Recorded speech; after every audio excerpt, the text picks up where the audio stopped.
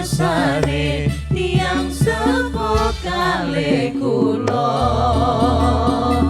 boten wonten ingkang saged ngapura boten wonten ingkang saged ngapura kejawi ingkang mulya kang ratoni sekabeh para ratu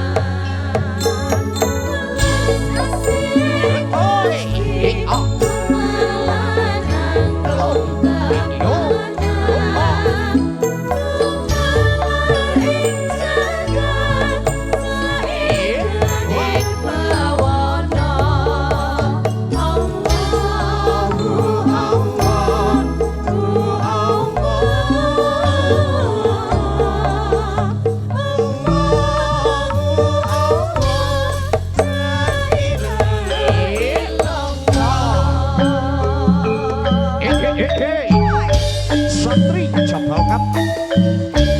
Oi. Oh, oi.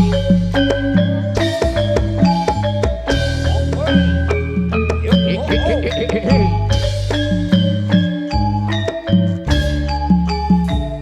Yuk.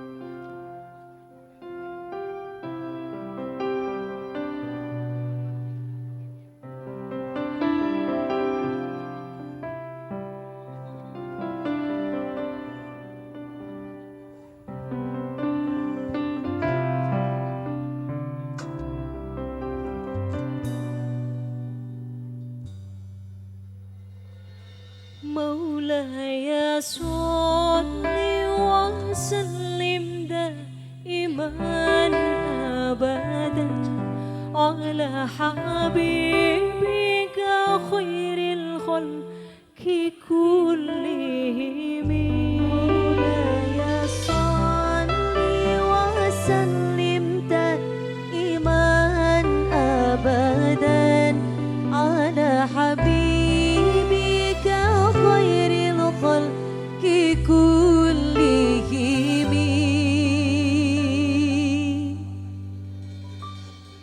هو الحبيب الذي ترجى شفاعته لكل آن من الأهوال المتهمين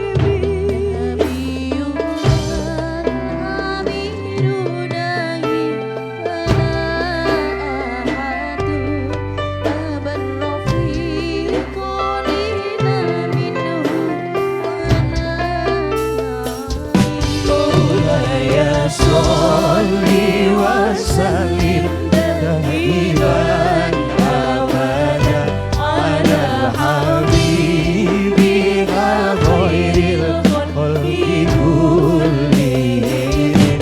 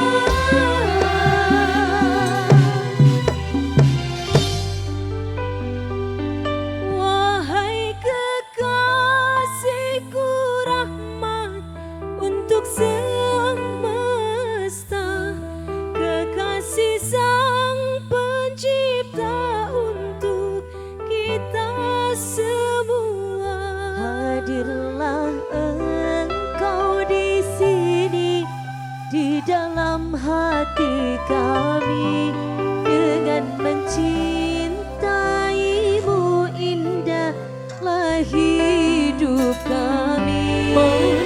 Ya sholli wa sallim daiman abadan ala habibika khairil khalqi kullihim. Ya Rabbi bil Mustafa balligh maqasidana waghfir lana ma madha ya wasi'al karami.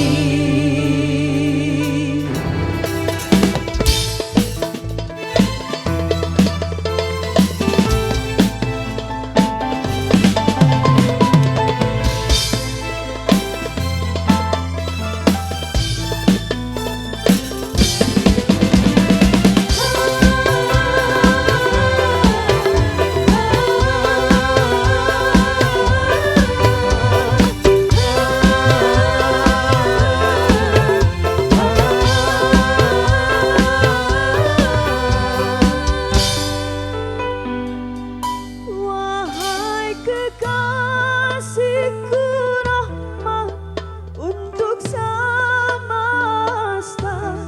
kekasih Sang Pencipta untuk kita semua.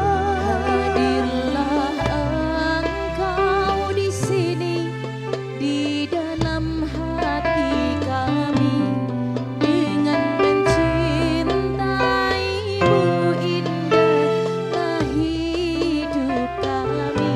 Mencintaimu indahlah hidup kami dengan mencintaimu indahlah hidup kami. Maulaya sholli wa sallim daiman abadan ala habibika khairil khalqi kullihim. Ya Rabbi bil Mustafa balligh maqasidana waghfir lana ma madha ya wasi'al karami. Ya Arhamar Rahimin, ya Rahman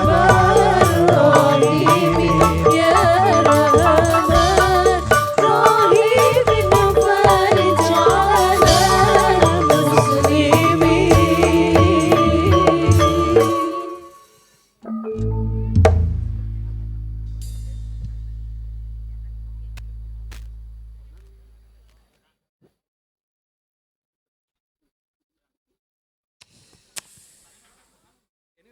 Bismillahirrahmanirrahim. Aturaken assalamualaikum warahmatullahi wabarakatuh. Tuli nepano yang duduka tino bino saking salwiring sesendu miang penyendu. Keparang kalau marak sowan saking santri Jabalkat yang mijil saking Regunung Tengaran Kabupaten Semarang. Ingkang sampun wekdal makarya sarengan Lestari Audio ARS Hoki Lighting saha saking MK VS Video Shooting matur sumanun sing deripun wonten ngarsanipun panjenenganipun kang kinurmat Bapak Muhtaram saha Ibu Siti Maisara sing deripun ngaturaken gunging panuwun ingkang tanpa pepindhan sampun keparengaken wekdal saha panginan supados kala kadang saking santri Jabalkat saged kepareng marak sowan wonten ing Pandansari RT 3 RW kalih Nyamat Tengaran Kabupaten Semarang. Lan ugi dereng mangayo bagya ugi dumateng pinanganten sari pinuninggi Mbak Laila Rizky Kusumastuti STP MSc ingkang sampun kajatuh kromo kalian Mas Wahid Arifin SE putra kinasih saking Bapak Abdul Mufti saha saking Ibu Hajah Mifaati ingkang mijil saking Desa Pasir RT 3 RW Setunggal Mijen Kabupaten Demak Jawa Tengah. Wonten katalupen ugi ngaturaken wilujeng enjang dungkap siang dumateng para rawuh sedayanipun. Wilujeng midhang ngatakan kiridanipun saking santri Jabalkat saderengipun samangke Toto Ajicara kalampas setunggal boko setunggal kepareng-paring panglipur kagem jumbuhaken swasana kalian santri Jabalkat saha saking Lestari Audio kang sak menika kalian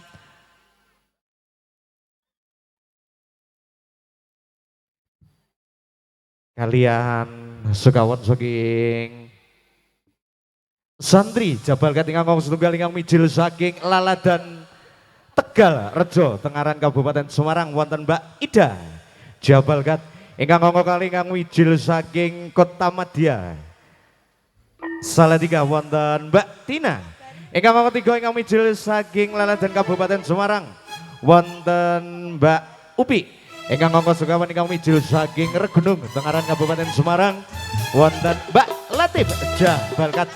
Mari salam buka kalian kadang-kadang santri Jabalkat ngatos paripurnanipun adi coro.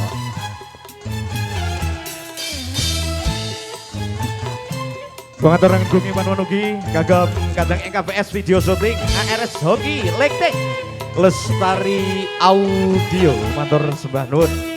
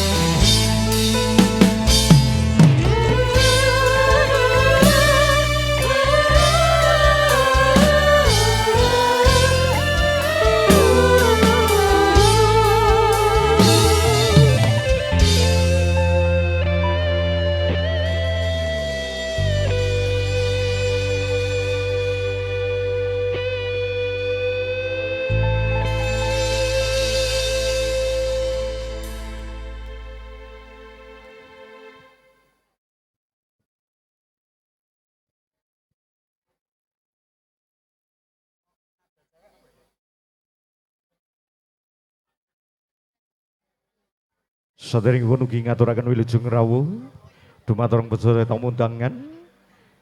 Nun tapang berkah pangestu kepinangaten saripun nggih Mbak Maila Rizky Kusumastuti saha Mas Wahid Arifin sarjana ekonomi. Kalian santri Jabalkat makarya sarengan Lestari Audio NKPS video shooting ARS Hoki.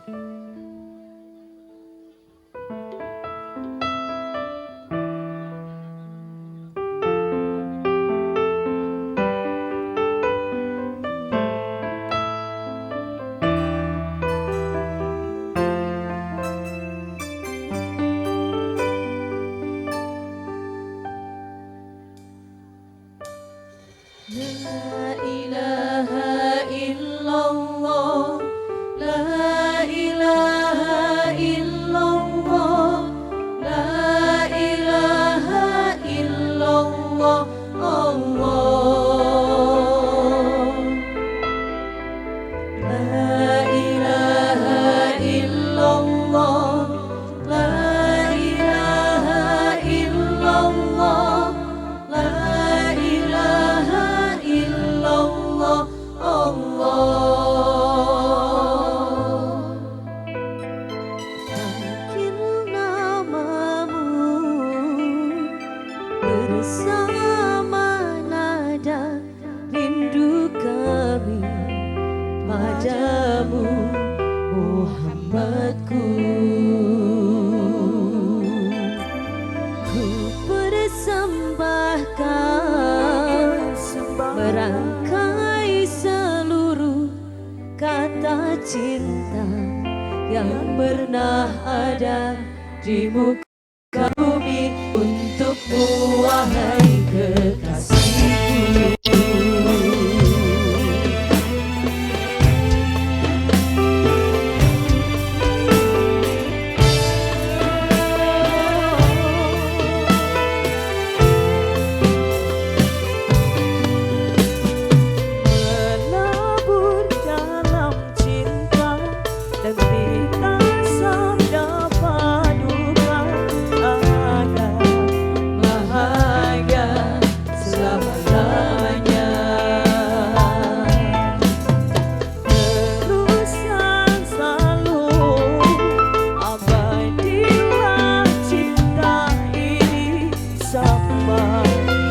bersamamu selamanya, kekal abadi di surga.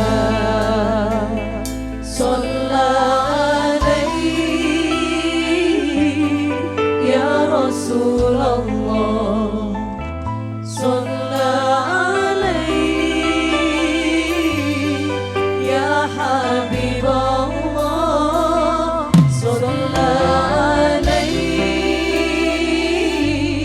ya Rasulullah, sallallahu alaihi ya Habibullah.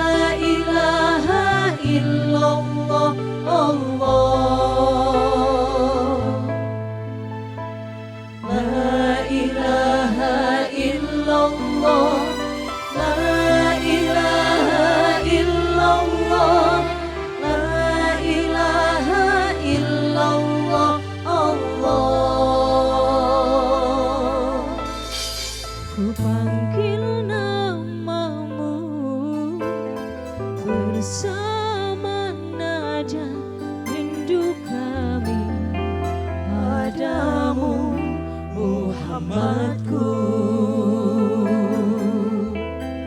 Ku persembahkan merangkai seluruh kata cinta yang pernah ada di muka bumi untukmu, wahai kekasihku.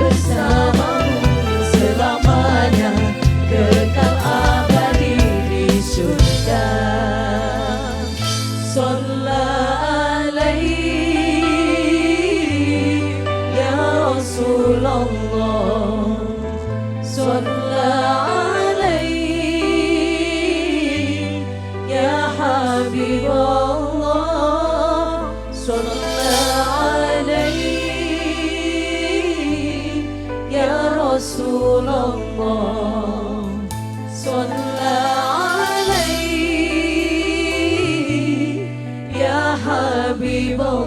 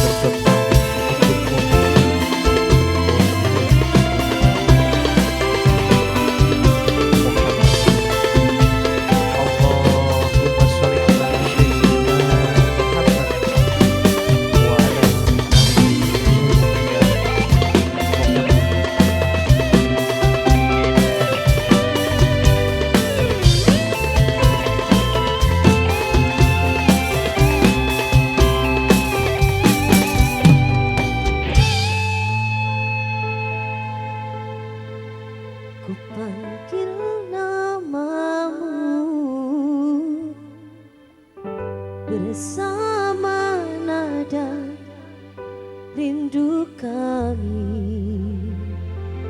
padamu Muhammadku.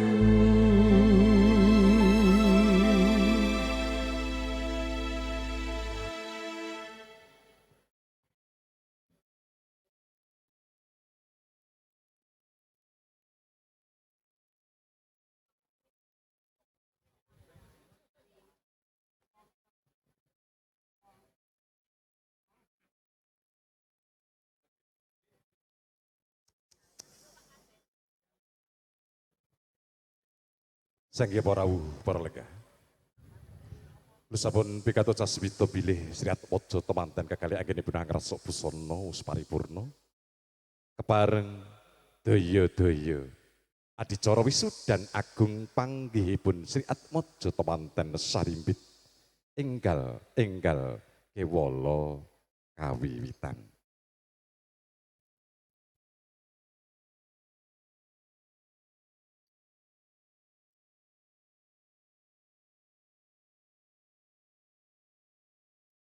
Assalamualaikum warahmatullahi wabarakatuh. A'udzu billahi minasyaitonir rajim. Bismillahirrahmanirrahim. Wa min ayatihi an khalaqalakum min anfusikum azwajan litaskunu ilaiha. Wa ja'ala bainakum mawaddatan wa rahmah inna fi dzalika laayatil liqaumin yatafakkarun amma ba'd.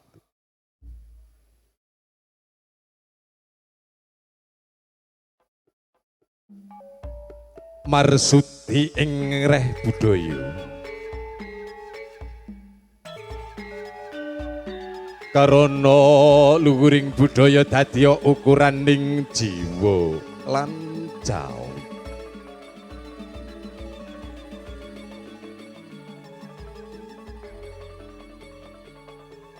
Kanthi linambaran pepayunganing budi rahayu miwah ngaturaken sewu agenging aksama.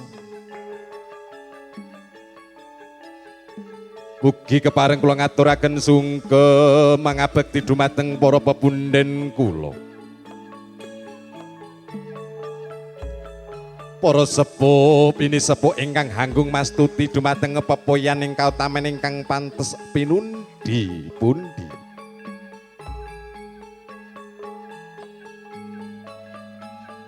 Para pangemban-pangembating praja satriyaning negari minangka pandam pandoming para kalodasih ingkang sinuba ing pahormatan. Para alim, para ulama, para bapak kiai, ibu nyai, bapak haji, ibu hajah, para ustad, ustazah ingkang boten saged kula sebat setunggal mbaka setunggal. Ingkang rinten dalu tansah sumanding kitab suci wahyuning Ilahi datan katengga meka sabda pangandikanipun pitutur suci pitutur luhuripun. Para rawuh kagung sumawana putri, langkung-langkung dumateng para pangombiyenging Sri Atmojo temanten kakung Rama dalasan ibu pisan. Ingkang pantes hanami pahormatan satuhu lamunta sinutarsana.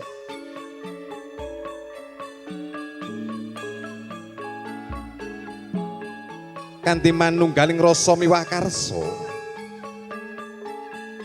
sumuga tansah kinarya hambuka lekas okasing kartigatining karya. Tansah ngaturaken sembah puji syukur kakunjuaken wonten ngabiyantaranipun Gusti kang Maha Agung nuninjih Gusti Allah Subhanahu wa taala. Ingkang sampun paring pinten-pinten kanikmatan, kasehatan zahiran wal batinan. Sehingga saged nuhunipun apa ingkang dados pamundhutipun ingkang hamengku gati. Nuniji panjenenganipun Bapak Muhtaram dalasan Ibu Siti Maisaroh kanthi kebaing kawilujengan. Sholawat saha salam mugi katur dumateng junjungan kita baginda Rasulullah Nabi Agung Nabi Muhammad sallallahu alaihi wasallam. ingkang tansah katega-tega menika syafaatipun bincang wonten ing yaumul akhir. Amin Allahumma amin. Senggya para rawuh para lenggah. Pradapa awit saking keparingipun ingkang hamengku gati. Kula ingkang kapitedan sinaraya hambuka wiwaraning suka dwaraning kandha minangka jejering pambiyawara.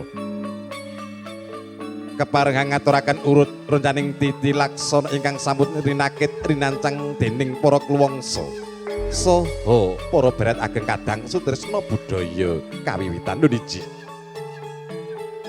Adicara ingkang angka sepisan pambuka. Kalajengaken sowaning Sri Atmaja temanten putri saking Tepas Wangi Tepas Mengkuwerdius angarani Papan Wangi mijil saking Panti Busana. Isa bagi kalajengaken sowaning Sri Atmaja temanten kakung kanthi tata adicara. Atur pasrah panampining putra temanten. Paripurna atur pasrah panampining putra temanten dening ingkang piniji. Panggihipun Sri Atmaja temanten saribit ing sakmangke ingkang badhe kapratitisaken saking Maharani Widing Organiser kang dipun pangarsani panjenenganipun Bapak Mansur.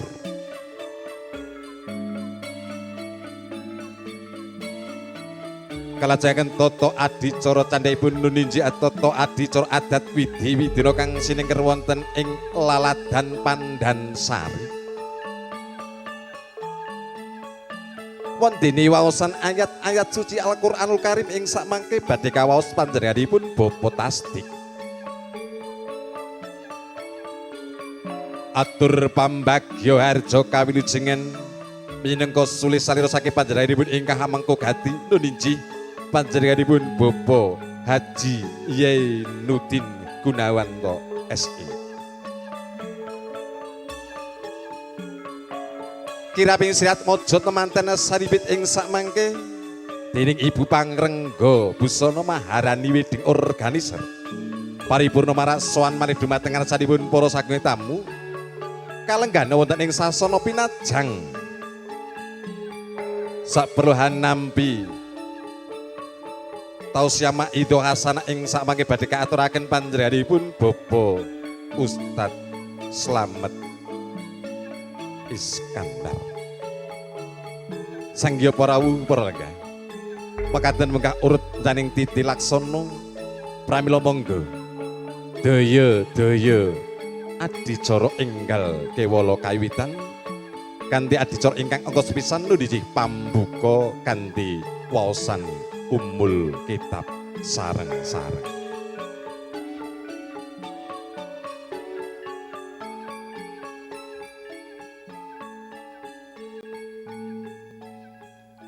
Biridha ilah wa bisafaati Rasulillah lahumul Fatihah.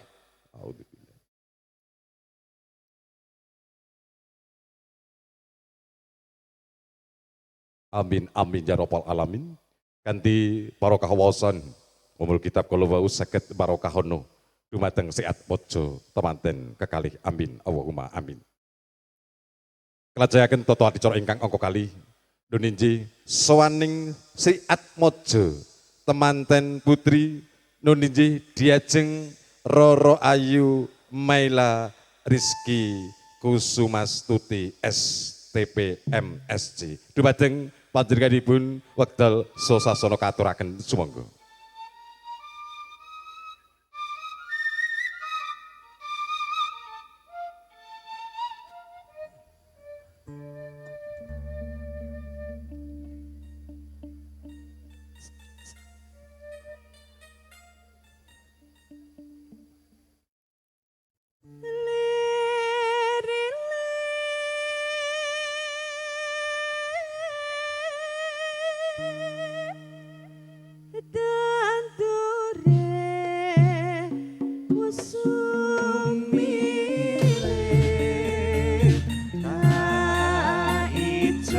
Sumangga Ibu Pangrengga Busana hanglarapaken Sri Atmaja temanten putri saking Tepas Wangi.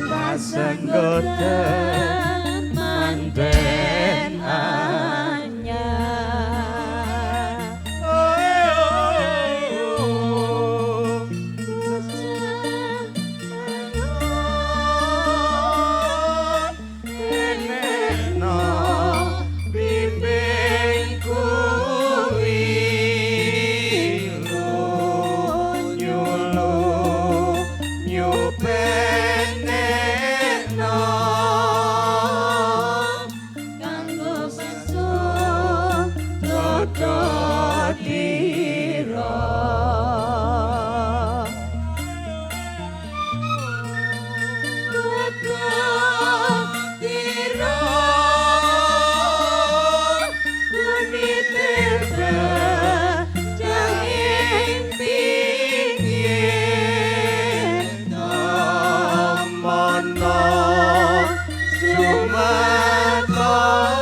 tresno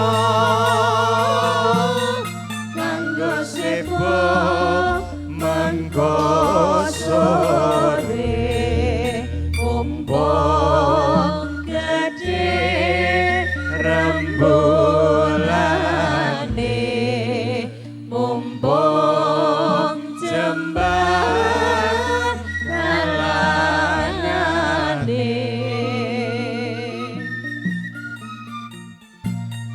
ya surah surah iya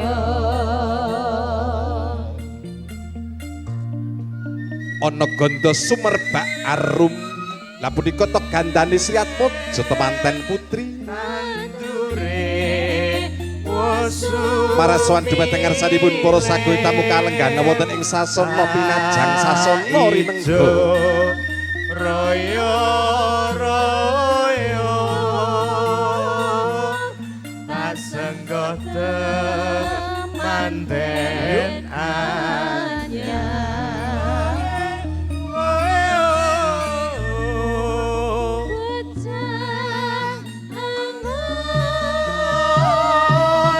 penekno blimbing kuwi nyulut nyupentekno kanggo baso dodotira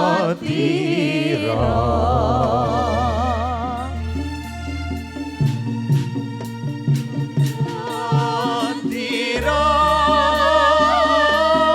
kumiter bedahing pinggir tamono jumakono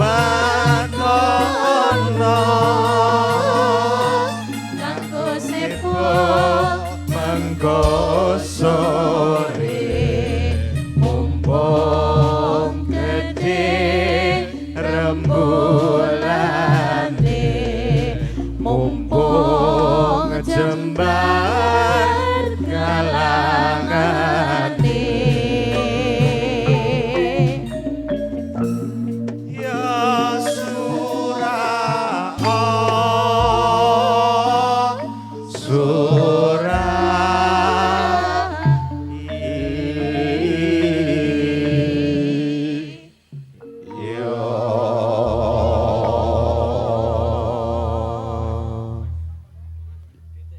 wus munggah sitinggil Sri Atmojo temanten putri kadhiraken rama talasan ibu kalenggahna wonten ing sasana rinengga kepareng sedya hangrantu sowaning Sri Atmojo temanten kagung Dodiji panjenenganipun Raden Mas Bagus Wahid Arifin sarjana ekonomi putra saking panjenenganipun Bapak Abdul lan ugi panjenenganipun Ibu Hajah Mifiaati kasuwun enggal kewala marak sowan isamangke kanthi tata adicara atur pasrah panapiding putra temanten kula kadur dumateng para-para ingkang piniji hangayam Sri Atmojo temanten kagung wekdal sasana kahaturaken sumangga lan ugi dumateng santri Jabalkat kasuwun atur lelipur kanthi swaning Sri Atmojo temanten kagung.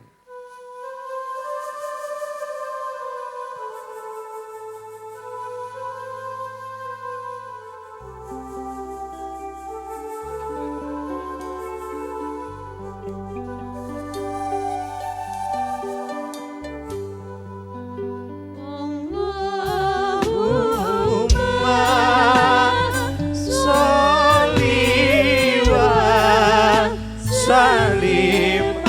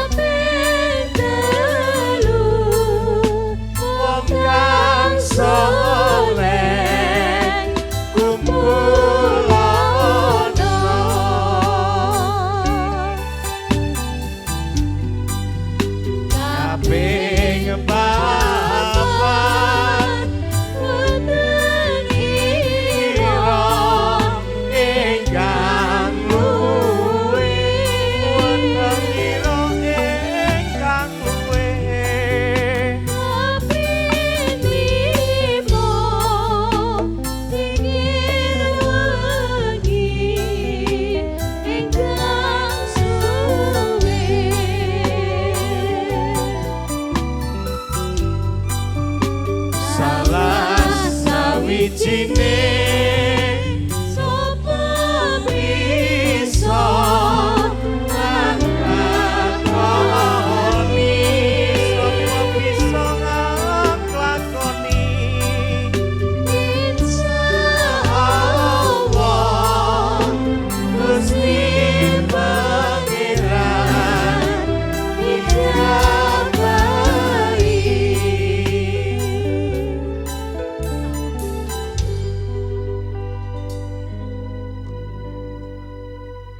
Sanggya para rawuh, para lega.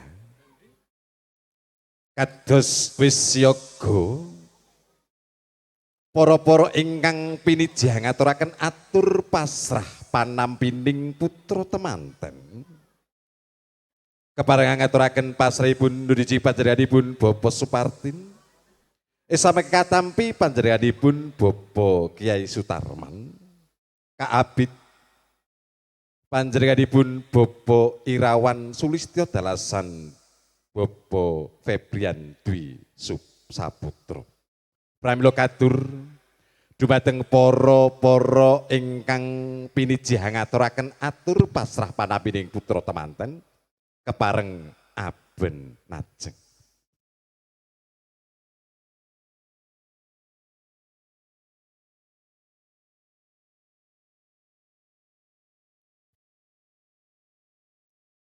Mik kagem atur pasrah onji.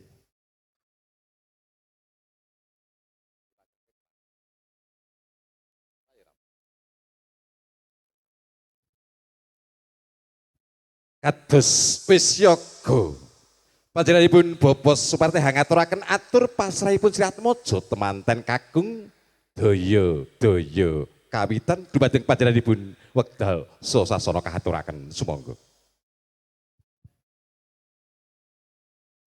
Assalamualaikum warahmatullahi wabarakatuh.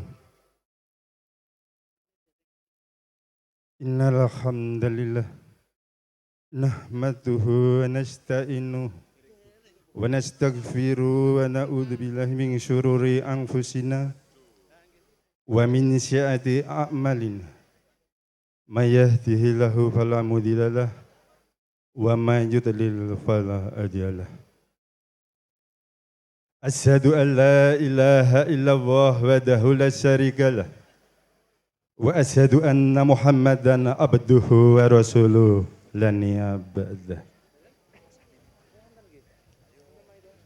Nuwun kala nuwun para pepundhen sepuh sagunging ngaji sepuh ingkang tuhu pana ing pamamaslabda ing pitutur kiblat ing panembah ingkang pantes pinundi saha kinabekten. Kunjuk wonten pangarsanipun para alim, para ulama, dalasan para kiai ibu nyai ingkang rinten latri tansah sumandhing dhateng kitab suci wahyuning ilahi pinangka panuntuning kiblat panembah ingkang tuhu luhring budi. Kunjuk para barawiyataning tamtam, para pangemban-pangembating praja miwah satriyani nenggari minangka pandam-pandaming kalodasih ingkang pantes katuran sagunging pahormatan. Kunjuk wonten pangarsanipun para tamu kakung Sunaputri ingkang dahat kalingga murdaning akrami, lumeber para kadang werda muda samudi ingkang pantes sinudarsana. Kunjuk panjenenganipun Bapak Sutarman ASG ingkang pantes katuran sagunging pahormatan. Kanthi linambaran pepayung budi rahayu miwah ngaturaken sewu agunging pangaksama. Mugi pinarekna kula matur kanthi ngadeg nganyer ngembil kamardikan panjenengan sedaya. Ingkang rikalane ketemben eca sekeca wawan pangandikan. Inggih awit aurate jejibahan kula. Kula piniji minangka talange ngatur saking panjenenganipun Bapak Haji Abdul Mukti dalesan Ibu Mifaati. Kinen hangaturaken menggah wasing gati lekasing sedya ingkang luhur saking panjenenganipun. Awit kabeta saha mongko keng manah saha karuban ing sih panjenengan sami sehingga panjenenganipun boten kuwawi matur priyambak.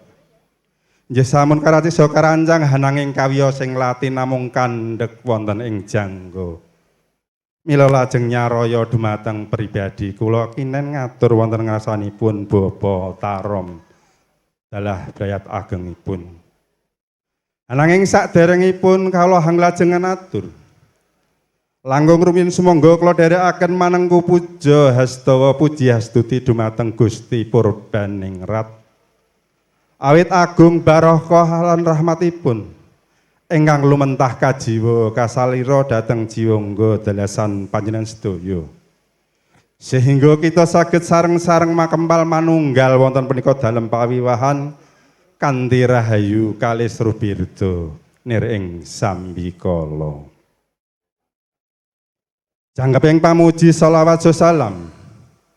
Mugi kunjuk sekaring bahwa sekaring jagat nun inggih Kanjeng Nabi Muhammad sallallahu alaihi wasallam. Mugi kula panjenengan sami kagolongaken umat ingkang pingantuk syafaat ing sak mangkih wonten dinten prakewetipun Syafaatul Ukma. Amin ya rabbal alamin. Minangka purwakane atur ingkang kaping pisan panjenenganipun Bapak Abdul Mukti ingkang sepisan niat silaturahmi nyambung pas derekan punapa dene bebesanan saking pramila ingkang kaping kalih panjenenganipun boten kakhilaf